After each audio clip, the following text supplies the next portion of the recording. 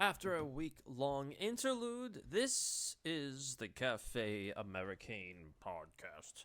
I spent the last couple of weeks away from my normal duties because I deserve an effing break. But during that time, so much has happened.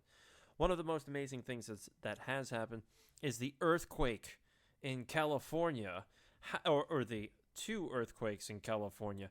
My, how did that happen? Especially when the epicenter of I think it was Ridgecrest. I think that was the name of the town. The epicenter of that is the China Lake Naval testing site. So they test weapons and they blow shit up over there. It's also one of the sites for an enormous bunker of the supposed underground monorail system that permeates the United States' interior. So this is all interesting stuff, especially when you factor in that there were rumors that Trump was training the military on how to conduct operations below ground in bunkers. And then when you have the 5G network coming online, 5G can penetrate mountains and rocks and so on and so forth to find out what exactly is in said bunkers. So watch out for that story. I'm not quite sure this is going to be the big one that everyone's waiting for in California, but it certainly has the signs of something being a lot more than merely nature.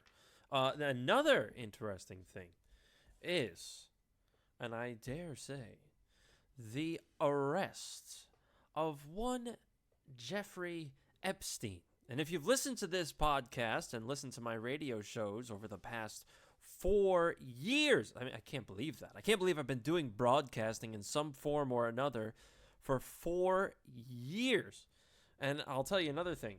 Those early days were not good. Not good. Not good at all. But here we are today, and we're riveted at every moment. So, Jeffrey Epstein, real quick, for those of you that don't remember, and those of you that don't potentially listen. Ew. I had somebody house sit or apartment sit, and they left one of their hairs. Ew. Anyway, Jeffrey Epstein. Jeffrey Epstein is billionaire with a B. Billionaire. Individual who came out of nowhere. Financier, hedge fund person, and socialite on many, many levels. Turns out that he was arrested for child trafficking and touching minors. Well. I mean, let's just sit on that for a little bit. Jeffrey Epstein, years ago, was given a slap on the wrist for doing the same exact thing. And after the, after that whole thing went down, the whole proceedings of the court case were sealed, so nobody could see it. Not even the accusers could see the complete story. So this is an incredibly powerful person because he knows where the bodies are buried. And if he's going to be a stool pigeon, or if he's going to get nailed by anything, then he's going to take everyone else down with him. And that's exactly what it's turning out to be. However, and let me address this. I've got all of these moronic Democrats and liberals out there shitting all over me because I'm not mentioning Donald Trump and his relationship to Jeffrey Epstein. I don't have to.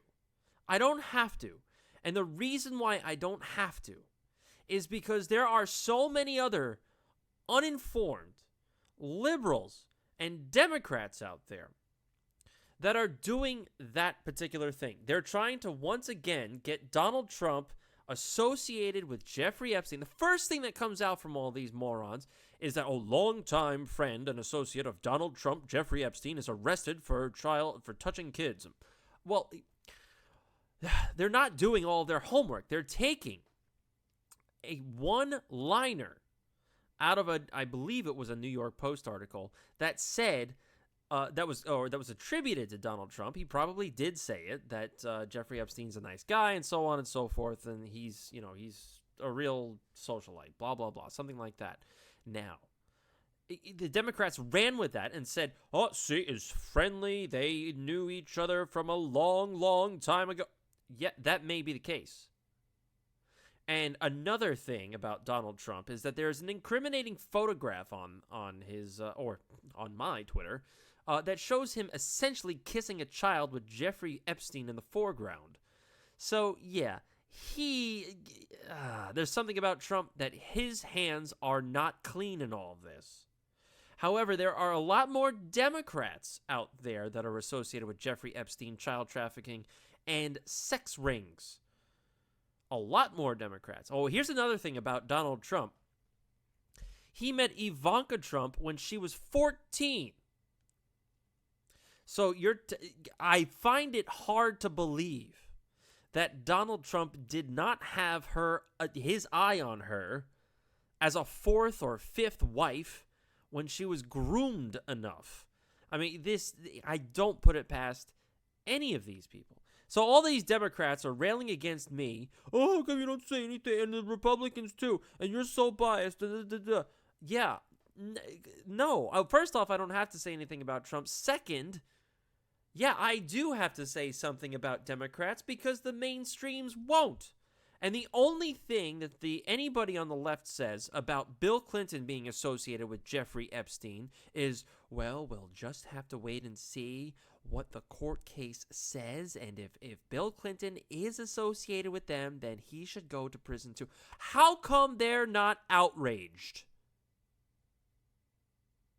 Also, how come nobody is talking about how Hillary Clinton went to Jeffrey Epstein's island at least 6 times? Some of those times with Bill Clinton's 26 times. On and on this goes. And I want to clear my good name before we go any further by saying it doesn't matter if it is a Democrat or a Republican or an independent or whatever. If you're touching kids or abusing people, you should be thrown in prison. I don't care if you're a man or a woman. That's another thing. You see all of these morons on Twitter going out there saying men are disgusting, men are this, men are that. This applies to women too, because there are female molesters and female pedophiles just as much as there are male pedophiles. This is more of an elite program, not necessarily a male issue.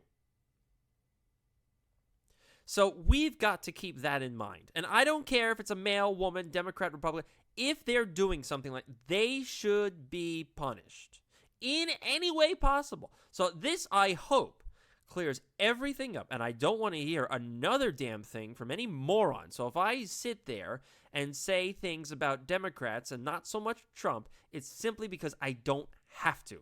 There's enough out there on Trump that it's red meat for the frothing insane.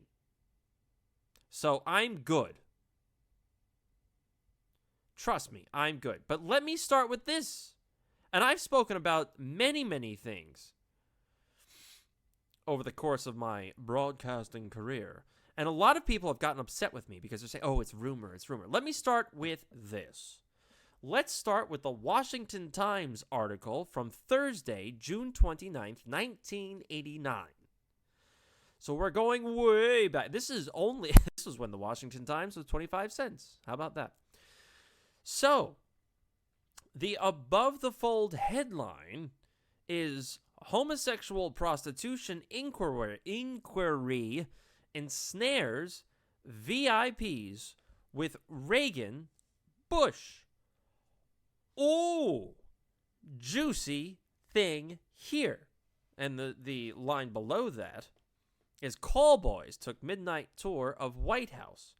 Callboys. What they're not saying in the headline is that these call boys were actually school children that lobbyists took into the White House, and they claimed they were taking the children for midnight tours. And this is Reagan and Bush. Bush the senior, by the way. Let me see if I can try and... it's a little blurry here.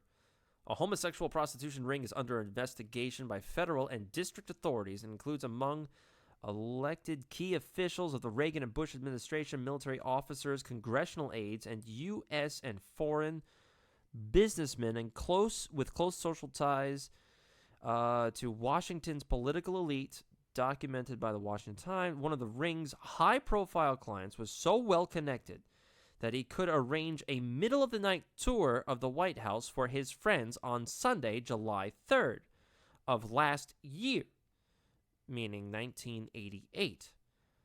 Oddly enough, I think... No, that wasn't. Never mind. Of last year. Among the 6 persons on the extraordinary 1 a.m. tour were 2 male prostitutes. Federal authorities, including Secret Service, are investigating criminal aspects of the ring and have made prostitutes and their homosexual clients that a grand jury will deliberate over the evidence throughout the summer. Reporters of this newspaper examined hundreds of credit card vouchers drawn on both corporate and personal cards and made payable to the escort service operating the homosexual ring. Many of the vouchers were run through a so-called sub-merchant account of the something funeral home by son of the owner without the company's knowledge.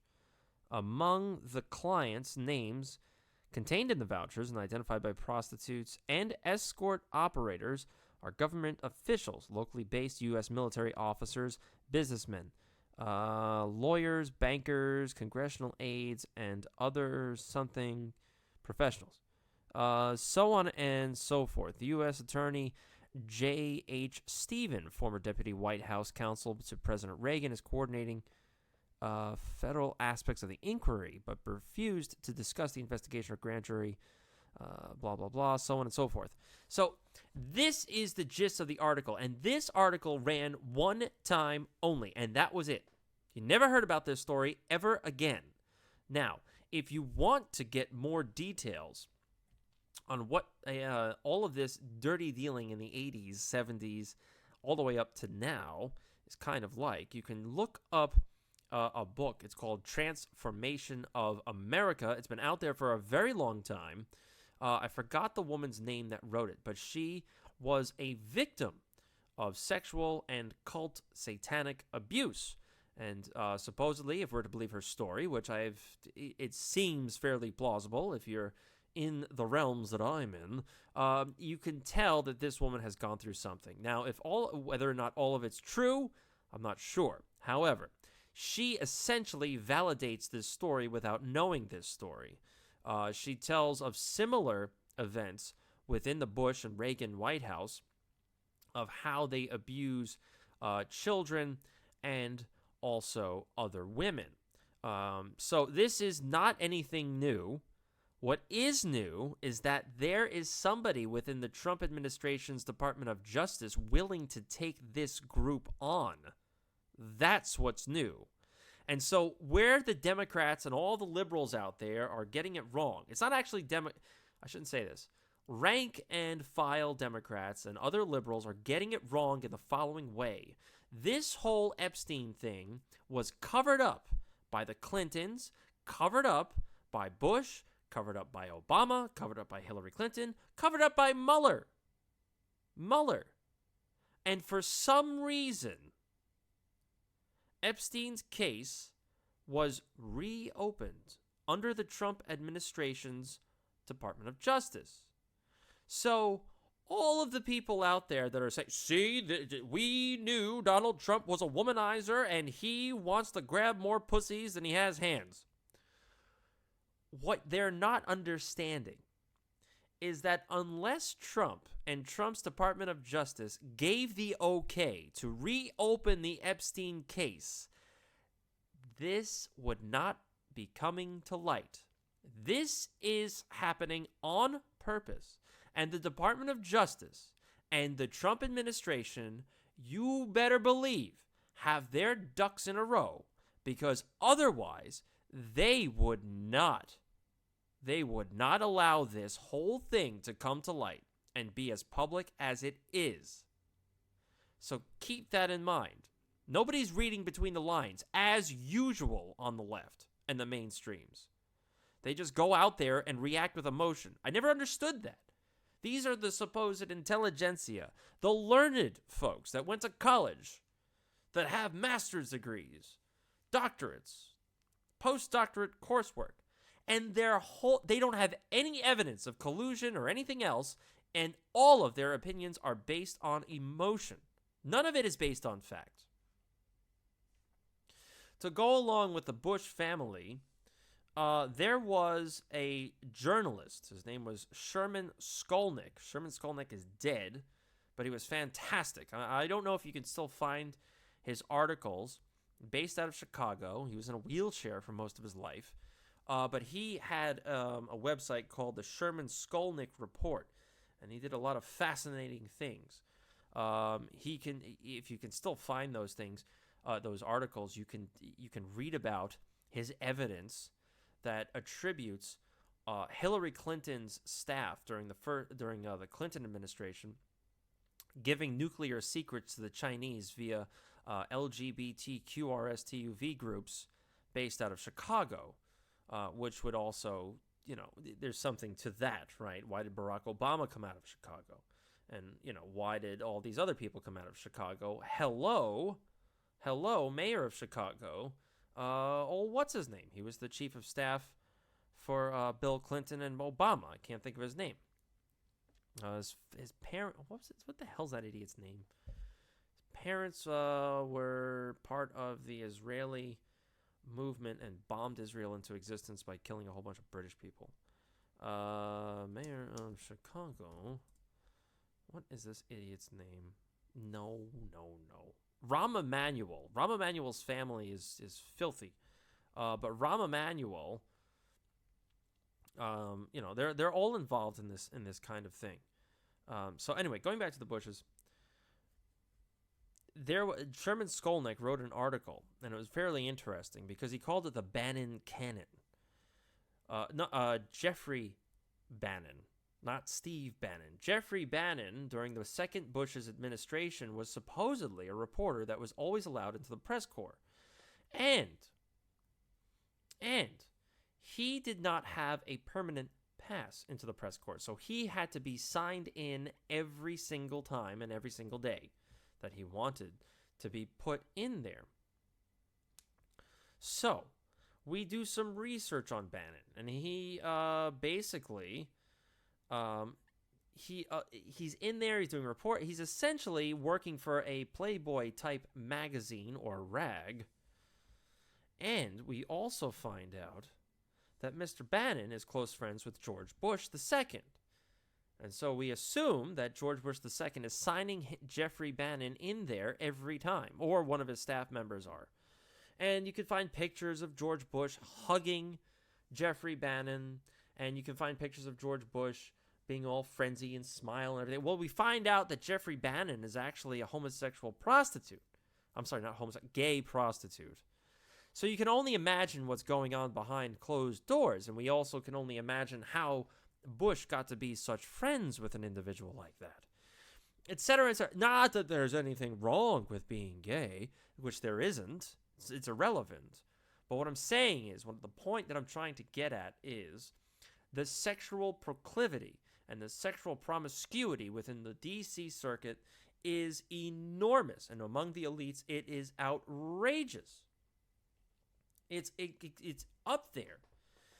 It's way up there. And this has to do with essentially the type of occult philosophy that you have on life. And I'm not going to get into that now because it's just too much to get into. But safe to say, it is a philosophy of extreme debauchery and pleasure, where they base it off of none other than Aleister Crowley, and do what thou wilt shall be the whole of the law. So you can do some research on that.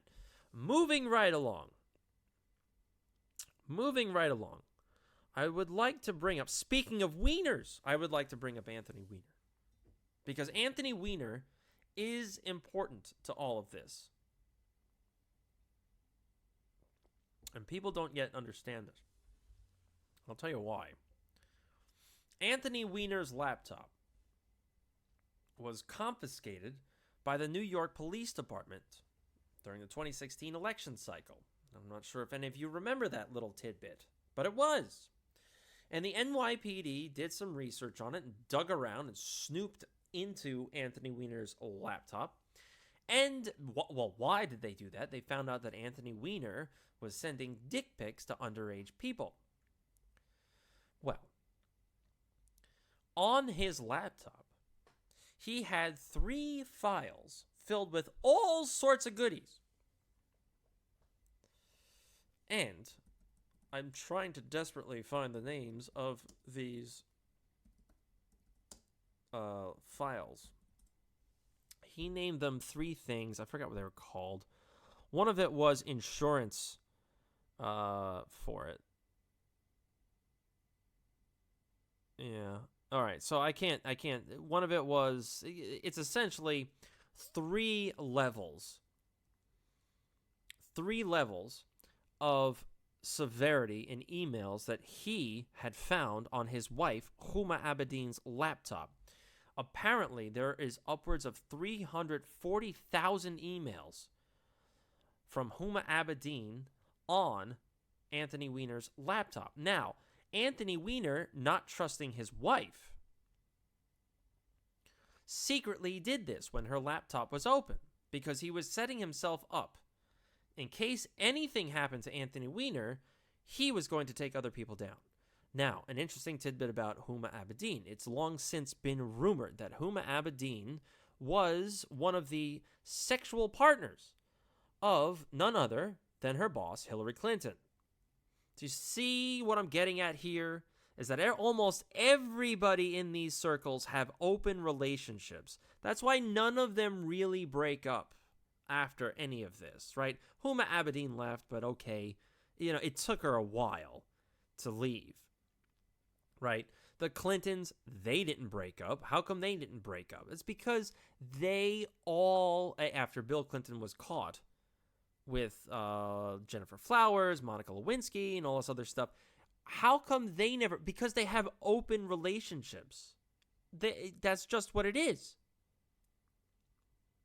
One of the reasons why Monica Lewinsky from Bill Clinton's era was such a big deal was because it was rumored that Monica Lewinsky, while being an intern, also happened to be working for an intelligence agency she happens to share a citizenship with. So she is, it's rumored, I'm not sure if it's true. She is a dual citizen, and she was working on behalf of one of those intelligence agencies. So you want to talk about collusion and blackmail, there you go, right there. That's why it was such a big deal. Anyway, going back to Anthony Weiner's laptop. Anthony Weiner's laptop was taken by the New York Police Department. On it, they found those 3 files, upwards of 340,000 emails that he purloined from his wife's laptop. And in those emails, the NYPD found disgusting things. A lot of it was basic stuff, gun running, illegal things going on, classified material going back and forth over servers that weren't necessarily secured by the government. And, you get the idea. A lot of it is that. However, there was something even worse. In the most severe file out of the 3 of the insurance files, there is something horrid in there. Rumors happen to include satanic rituals being executed on children, and included in those photographs and videos was none other than Huma Abedin, his wife, and Hillary Clinton, her boss. Interesting. Interesting. And supposedly these satanic rituals ended in, well, death. And these were some pretty gruesome images. The NYPD found these things and went to the FBI, being run by Comey. And the FBI said, or the NYPD said, listen up, Stretch. You better do something with these files, or we are going to start leaking these things to the public. And so that's where the whole thing comes out on how, we have Anthony Weiner's laptop, and we have to start investigating all over again, and all this other crap. What is also important is around the same time, you had the NXIVM thing, or not around the same time, but later on, you had the whole NXIVM thing come out. And NXIVM, I can guarantee you, was found on Anthony Weiner's laptop. NXIVM was a cult based out of New York, but with offices all across the planet. And it was supposedly not branched off, but it was supposedly an organization to empower women and get small businesses off the ground. Turned out, it was nothing more than a satanic sex cult that included the chick from Smallville, I can't remember her name, and also the Seagram's heiress. The Seagram's heiress being of ginger ale fame. Also interesting in all of this is when the Seagram's heiress was on the stand in the courtroom, somebody had asked her what her relationship to Michael Avenatti was. Michael Avenatti being the one going against Trump and representing Stormy Daniels. And when she was asked this question and whether or not he was representing her in any sort of way, she happens to get the vapors and passes out. Also associated with NXIVM is that NXIVM was found out to be illegally contributing and bundling campaign donations to none other than Hillary Clinton's presidential run. Interesting. Also interesting is that NXIVM was enjoying itself on various islands throughout the world, one island including none other than Richard Branson's island. Richard Branson, we find out, is also associated with Jeffrey Epstein. And then you have to ask yourself, why is Richard Branson's company named Virgin when he's seen palling around with pedophiles and sex traffickers? Going back to and letting them use his island. Going back to NXIVM, what NXIVM actually did was it roped in susceptible and weak women, weak being women, or it shouldn't, I don't mean weak as in it's a feminine term. I'm using it as an adjective because it could also mean weak men, but in this case it's being applied to women, so I don't want to hear any hashtag #MeToos about this. In this case, it's weak women. Women that are disturbed, women that have nowhere to go, they're roped in, they're promised all sorts of connections and to make headway in the world, particularly within the entertainment industry, so on and so forth, and essentially they turn into slaves of the owner of NXIVM, Ron, I think his name is Renier or something like that, begins with an R. He's this smug-looking prick. If you ever find a picture of him, he's got this long hair and these stupid glasses that you'd find on some idiot in New York City, and you just want to slap it off of his face. Slap them off of his face. Once you got into the inner circles, because you had to do, essentially you were a slave. You had to do whatever your mentor wanted you to do. Wanted essentially that, yeah. You were a slave. If you had to lick boots, you had to lick boots. If you were to be making yourself available to the the owner of this, Renier or Ronier, whatever his name is, then you had to do that. Most of the time, you were naked, and you had to do whatever he said. Once you were brought into the inner circle of NXIVM, and by the way, NXIVM is spelled NXIVM. Once you were brought into the inner circle of NXIVM, you were officially made some sort of high-rank courtesan of this guy.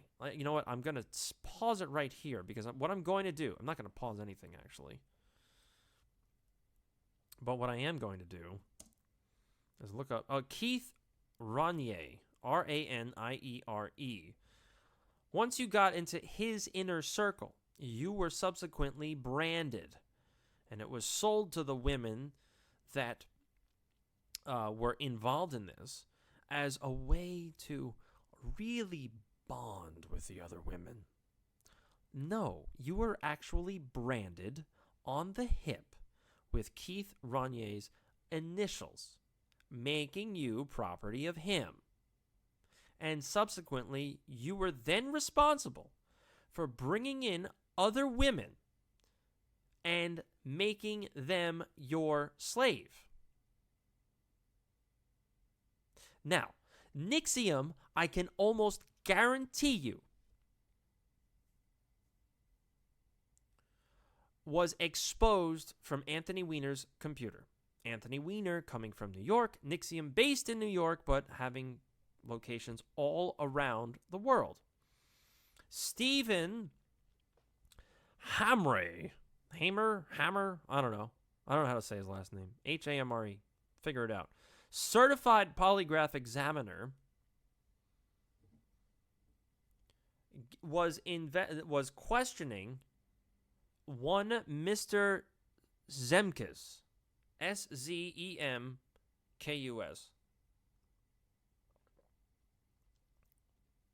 I'd like to highlight 3 questions that Mr. Hammer asked Mr. Zemkus. First question: were Stormy Daniels, James Alefantis, Eric Schneiderman, and Anthony Weiner? Now, those 4 people we've heard a lot about. Stormy Daniels being the chick that is supposedly raped by Donald Trump, if you're to listen to the mainstream media. However, if you read Stormy Daniels' quotes, you find out that she says it was mutual. And it wasn't rape, even though it was weird. Like Donald Trump comparing Stormy Daniels to his daughter. So this, like I said, I am not against Republicans and Trump going into prison for things like this. James Alefantis. Now, James Alefantis, I forgot what his crap was all about. But with the help of Google, American chef and restaurateur. 2 restaurants in Washington, D.C. Oh, James Alefantis was the owner of Comet Ping Pong. Comet Ping Pong was a pizzeria. And the pizzeria is the genesis of Pizzagate, which we found out in a WikiLeaks dump from John Podesta's emails. Pizzagate being slang in pedo terms for enjoying young boys. Oh, no, I'm sorry, enjoying young girls. If you read through all of the WikiLeaks documents that reference pizza, what they're really referencing is underage girls, children. If you see any references to hot dogs, that is in reference to underage boys. If you see any references to pandas. Now, you're really going to start looking at pandas in the mainstream media and commercials and everything like that. If you look for symbolism of pandas, or if you reference pandas, if you see any references to those, that is referring to the fact that you enjoy essentially beating the crap out of children.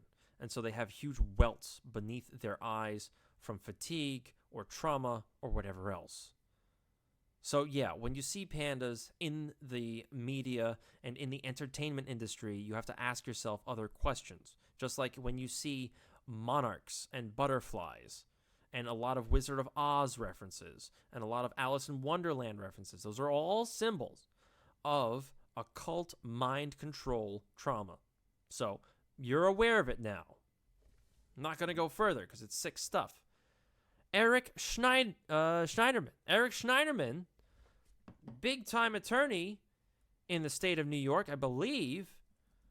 Big deal. Former Attorney General of New York. So, yeah, big deal. 65th Attorney General, member of the Democrat Party, served for 10 years in the New York State Senate, scumbag, and none other than Anthony Weiner, former House of Representative for New York, member for New York, showing his schlong to underage girls. Anyway, Mr. Hammer asks, Mr. Zemkis, were Stormy Daniels, James Alefantis, Eric Schneiderman, and Anthony Weiner at a NXIVM recruitment party mixer in Connecticut in 2007? The subject answers yes. Okay, so they're all in Connecticut right now.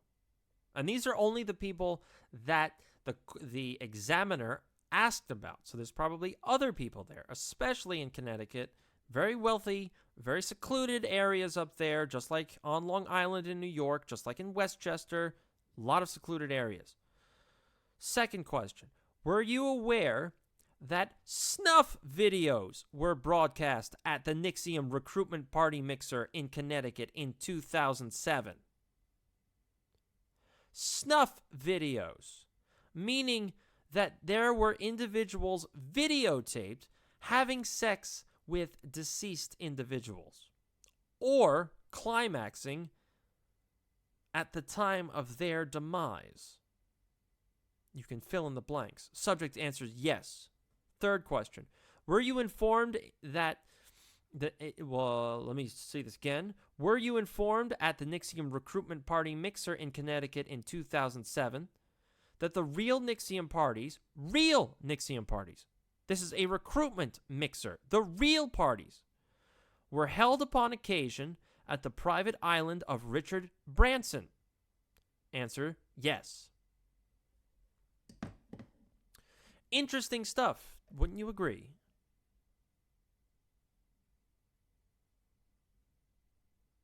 Exactly. Very interesting. We find out that Anthony Weiner is involved in all of this. Anthony Weiner is at a party. All these Democrats are at a party watching snuff films. All these people are going to private islands owned by billionaires like Richard Branson, a virgin. And you have to question why he called his company Virgin if he's hanging out with disgusting reprobates like these morons.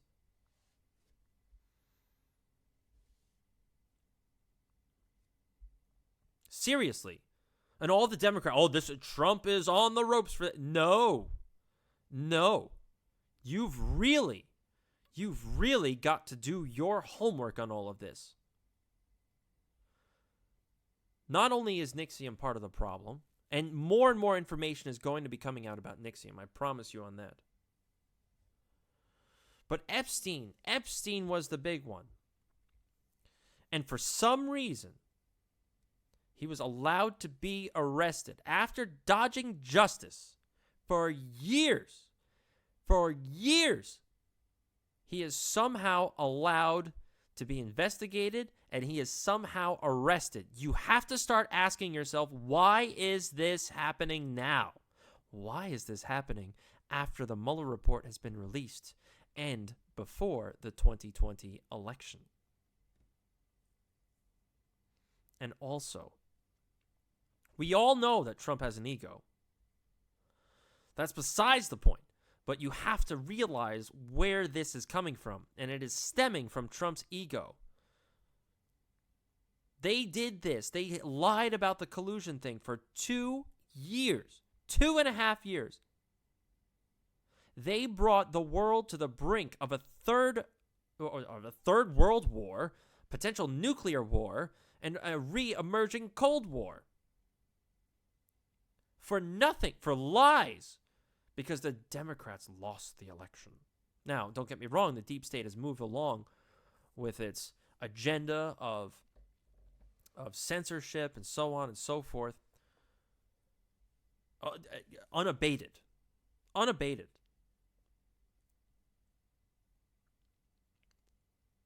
So Epstein is arrested. After Epstein is arrested, we find out that he still has disturbing photos, quote unquote. And they were found when he was arrested.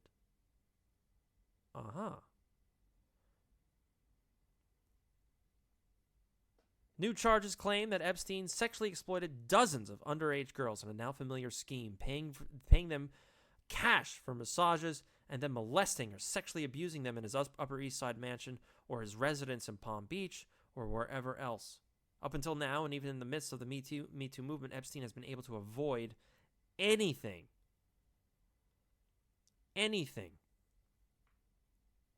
Listen to this. Epstein's name has largely been... Who is reporting this? Let's see. I believe it's the Daily Beast. Largely absent from the national conversation until the Miami Herald published a 3-part series on how his wealth, power, and influence shielded him from federal prosecution for years.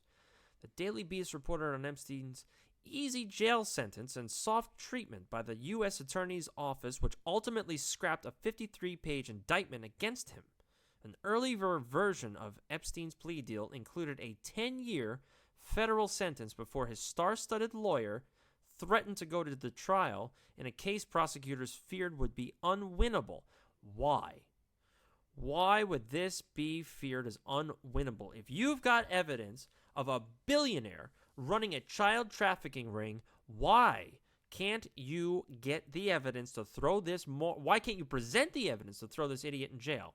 I'll tell you why. Because he knows where the bodies are buried, and he has friends on both sides, within and without the Justice Department, the government, finance, banking, law, music, everything, entertainment. This guy is well connected because he allowed other degenerates to express themselves in their own degeneracy. Not to sound redundant.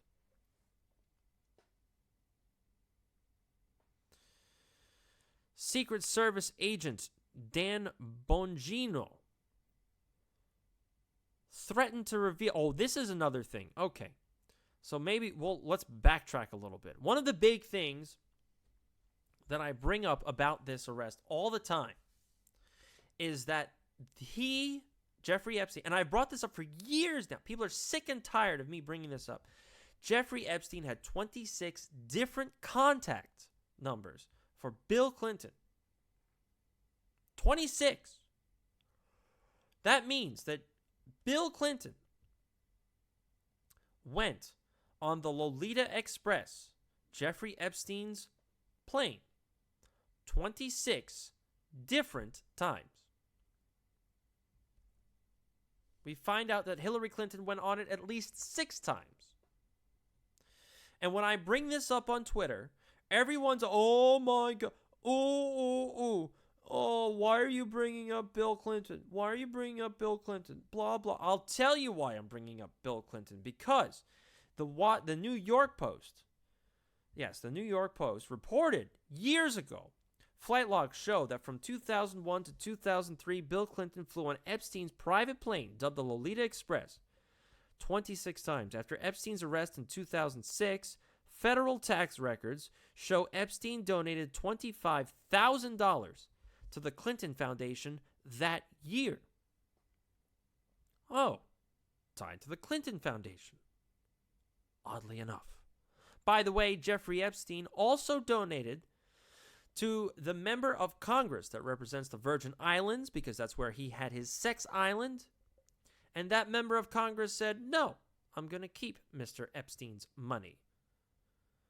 Well, you don't mean to tell me that this representative has no idea what's going on in U.S. territories that include drug running, human trafficking, child trafficking, so on and so forth. Wouldn't be surprised if she's part of it. The article from New York Post continues and also validates what I said before, that I do not care if it's Democrat or Republican. Epstein was a regular visitor to Donald Trump's Mar-a-Lago. I always mispronounce that. And the two were friends. Now, this article is, I believe, from 2016. According to the Daily Mail, Trump was a frequent dinner guest at Epstein's home, which was often full of barely dressed models. The article not saying whether or not these models were of age. 2003, New York Magazine reported that Trump was also an attendee to a dinner party at Epstein's place honoring Bill Clinton. Now, here comes the other interesting thing. Epstein's little black book. Included in Epstein's little black book is, like I said, Bill Clinton 26 times. Tony Blair, former Prime Minister of England. Naomi Campbell. Dustin Hoffman. None other than Richard Branson, like we know. And Michael Bloomberg. Wow. A lot of interesting people here. This story has gained so much traction. Oh, and there's another twist to this involving Donald Trump. But before I get to that, I want to read this. This story has gained so much traction that Bill Clinton's spokesperson had to come out today or yesterday. I don't know when he actually did it. Or she, if we're talking about Bill Clinton.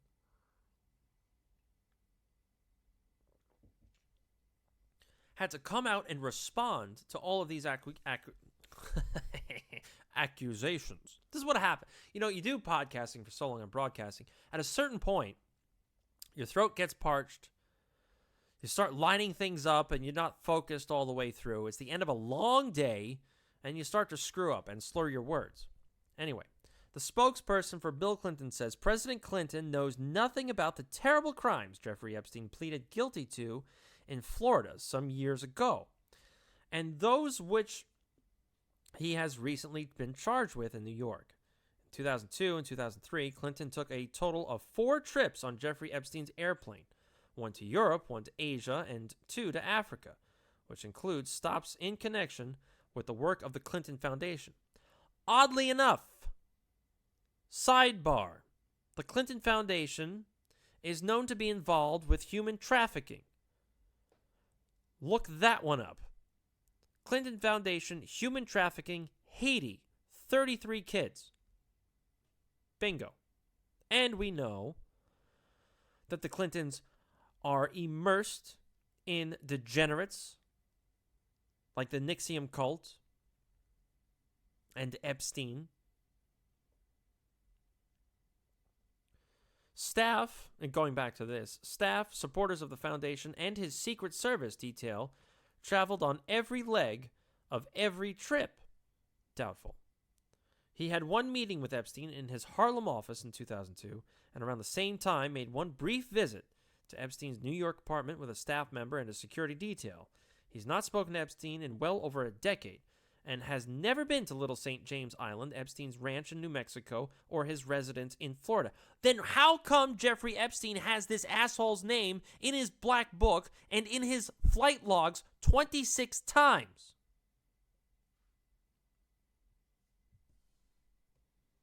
I did not have sexual relations. Watch me wag my finger. Wag this, you perverted fuck!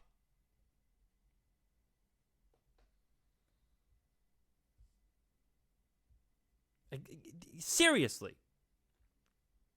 It drives me up the wall to think that all of these people on both sides of the political spectrum can't fathom the idea that their beloved, in the phrase of Nancy Pelosi's daughter, some of our beloved, may be wrapped up in this disgusting, reprehensible, degenerative behavior.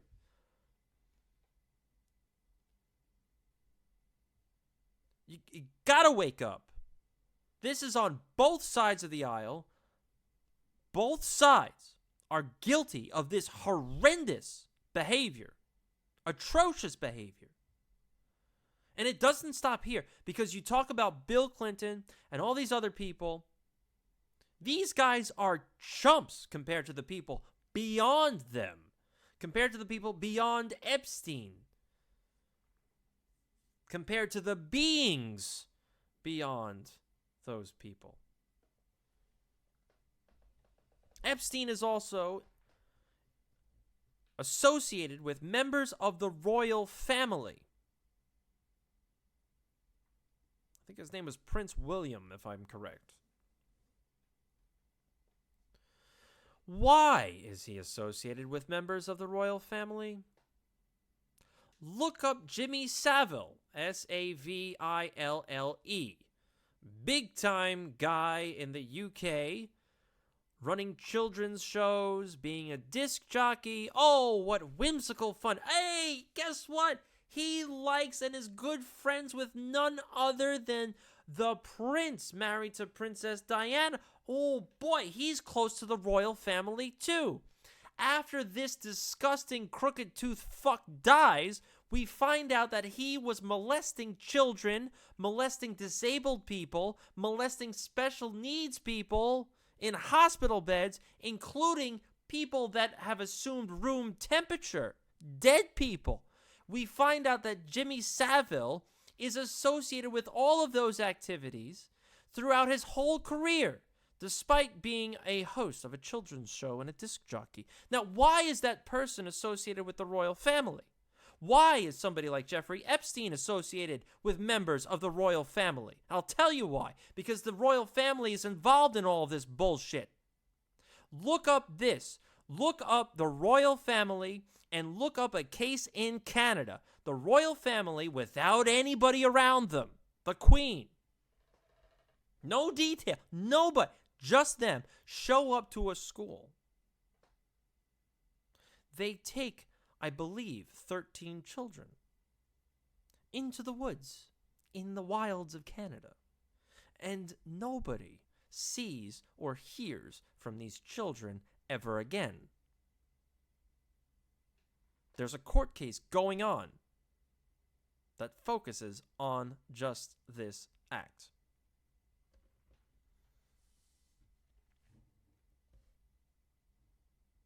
You don't believe this is cult behavior? I mean, this is cult behavior. This is satanic behavior.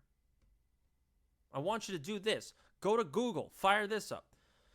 Go look up the Queen Elizabeth and look up her nurse. I want you to do that, and then I want you to focus on the nurse's belt buckle.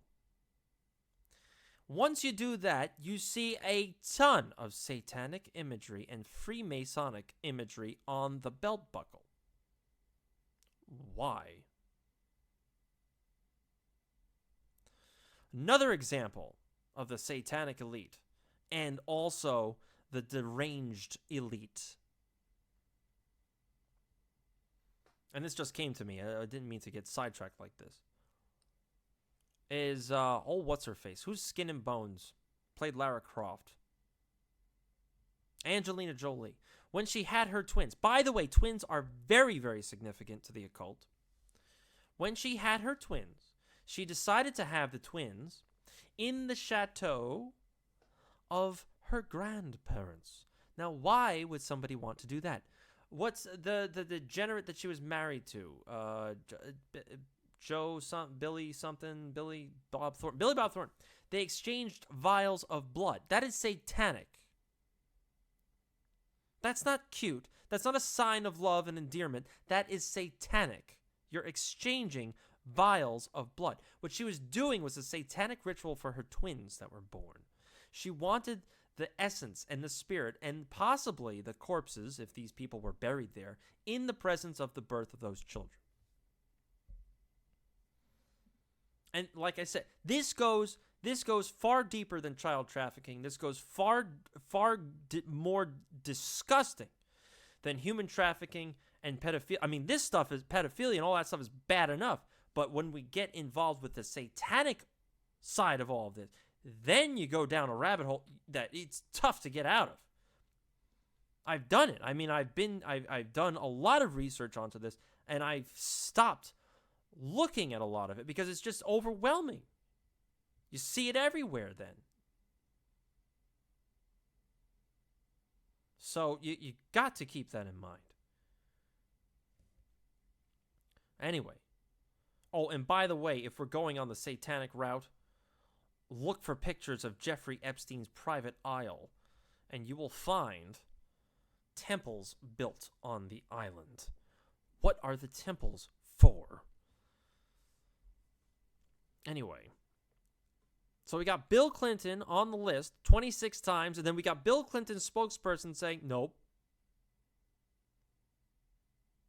Now, it has also been revealed, throwing a bone to the Democrats and liberals, that yes, Donald Trump did ride on an airplane with Jeffrey Epstein. However, it was Jeffrey Epstein's brother's airplane leaving Florida. So this is where everything gets interesting, because we've got Trump caught in nasty photographs smooching what seems to be an underage girl with Jeffrey Epstein in the foreground.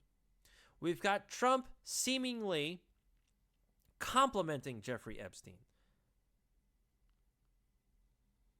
I mean, this whole Epstein thing is so big that Rush Limbaugh won't even touch it. He brushed on it today. Not a broach. He brushed on it today on his program. But he did not go into any serious detail because he knows what's out there. I mean, Limbaugh lives in Florida. And he actually said on his radio show, I've never been to Epstein's New York, never been to Epstein's Florida residence. He was out there defending himself. So, everyone is up in arms. Oh, Trump, this is it. All the big-time Democrats, all the Democrat strategists out there, when Epstein got arrested, they tried to get ahead of the story by saying longtime friend of Donald Trump arrested for having sex with minors. They tried to get ahead of the story, ignoring all the Democrats associated with child trafficking, sexual abuse of women, and all of their ties to Jeffrey Epstein. However, something very interesting came out. This was from, let's see, a lawyer, attorney Bradley Edwards, was interviewed by, I can't tell, I don't know, looks like to be the Conscious Resistance. Anyway, it looks like to be a YouTube-style channel that is interviewing or trying to ask Bradley Edwards questions. Bradley Edwards was the one who represented one of Epstein's accusers originally. And subsequently, he was sued by Epstein for defamation. So, Florida attorney Bradley Edwards represented a victim, and then a victim of Epstein, and then Epstein sued him.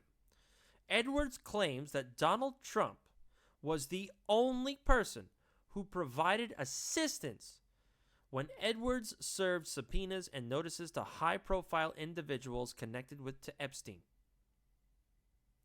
Edwards is quoted, "The only thing that I can say about President Trump is that he is the only person who in 2009, when I served a lot of subpoenas on a lot of people, or at least gave notice to some pretty connected people that I want to talk to them, is the only person who picked up the phone and said, let's just talk. I'll give you as much time as you want. I'll tell you what you need to know," and was very helpful in the information that he gave, and gave no indication whatsoever that he was involved in anything untoward whatsoever, but had good information. That checked out, and that helped us, and we didn't have to take a deposition of him in 2009. So, you may ask yourself, why did Trump help this individual? And if Trump is associated with Epstein and groping women, if not abusing children, why was Trump okay with helping Edwards?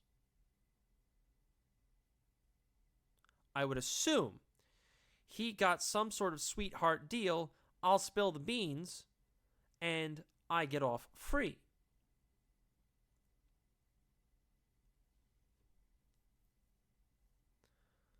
And it makes sense because there's also a rumor, as we know, that Epstein and Trump liked to have each other over for dinner. So Epstein was one time at Mar-a-Lago, and everyone knows, when you're in these elite circles, everyone knows everyone. It is a finite group of individuals, and most of them are reprobates. And when they start snorting coke, doing quaaludes, drinking alcohol, whatever, they become themselves, which are degenerates. So all of this stuff comes out. They all know each other. The circle's way too small to hide from anybody. So supposedly one time, Epstein was at Mar-a-Lago, and he was gallivanting with the young help, and apparently he was being very pushy with an underage staff member. Now, why was the person there? I can only assume the person was a waitress. But Jeffrey Epstein was pushing himself and essentially cornering this one girl who was underage. Trump found out about it, and apparently Trump banned Epstein from Mar-a-Lago and said, don't ever come back. So there's that little angle. But I think it goes much deeper because Trump has an ego. Trump has an enormous ego. We all know Trump has an, whether you support him or not, you know that Trump has an enormous, ginormous ego. It's out of control. So I think this whole Epstein arrest has to do with payback. That's my personal belief. And so we delve further.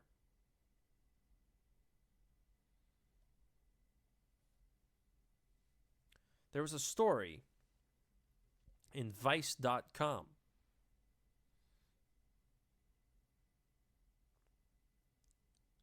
Two reporters. Oh, you'll love this.